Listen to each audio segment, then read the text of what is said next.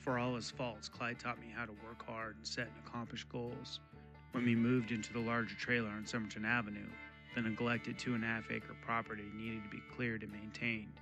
Compared to our tiny camper trailer rental, the parcel of land made me feel as if we were adventurous settlers, taming uncharted territory.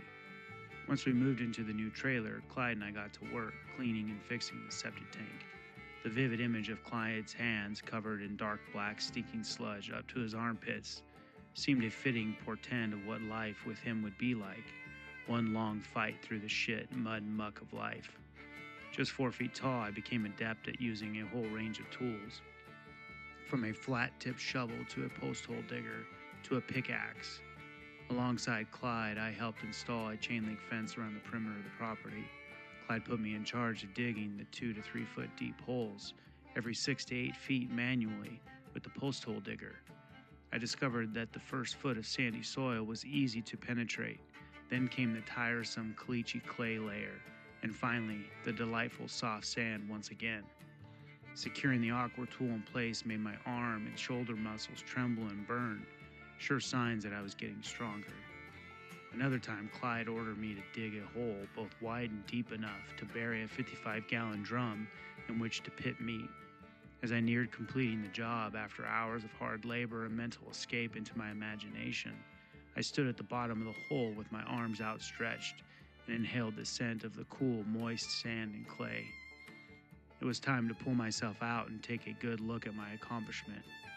Even now I marvel at how someone so small could have dug such a huge hole. And as I grew strong physically and reached my goal little by little, I unknowingly cultivated an equally strong work ethic. On days when Clyde was in a cheerful mood, he liked to take me on drives to scavenge, as he called it.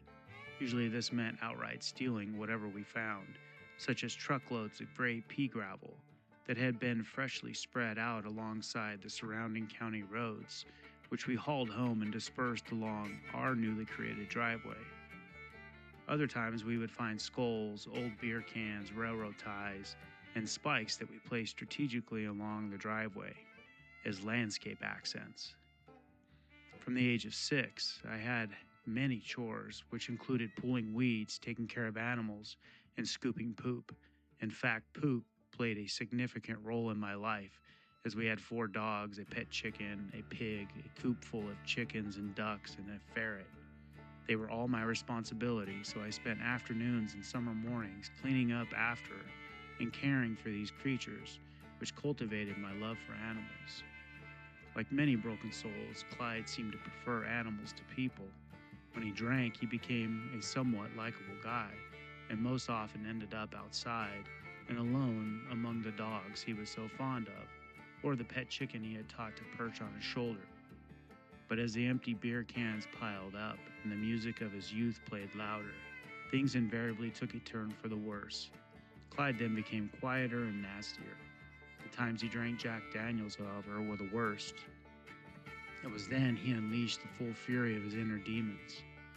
As a child of alcoholics, I could accurately forecast how the night would play out depending on what Clyde drank. The same recognizable pattern repeated over and over. Mom would go to buy beer and Jack Daniels and then come home to drink, relax, and have a good time with Clyde. As the evening passed, the dry kindling within Mom and Clyde's broken hearts soon became ignited by an unkind word, a wrong look, or a simple misunderstanding. Suffice to set our whole world on Somerton Avenue on fire. The verbal abuse led to physical abuse, and before the night was over, Mom, Tessa, and I found ourselves weeping, wailing, and gnashing our teeth in our own version of hell.